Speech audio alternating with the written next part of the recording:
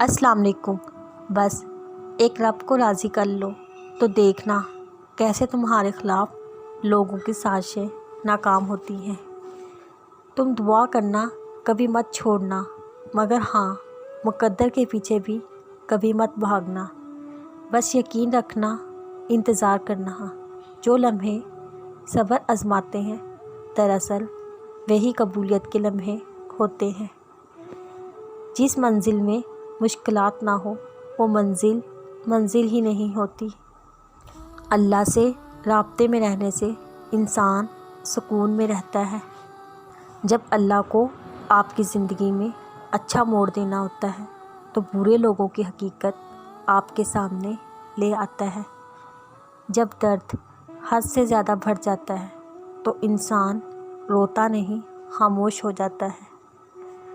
कहीं खौफ है, खुदा देख रहा है, कहीं लगन है कि खुदा देखता रहे।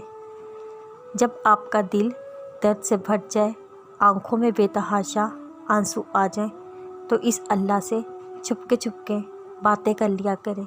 वो सब जानता है, लेकिन आपसे सुनना चाहता है।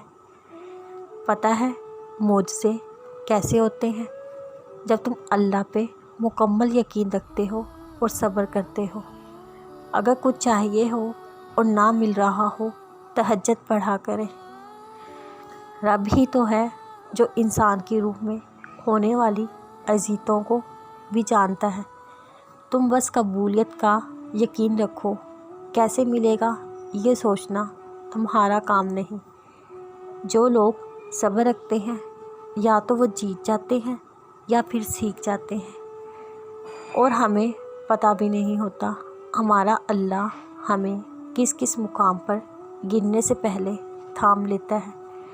अगर अल्लाह समुंदर में रास्ता बना सकता है तो क्या वो हमारे लिए खुशकी में रास्ता नहीं बनाएगा? अल्लाह की रहमत से कभी नाउम्मीद ना होना।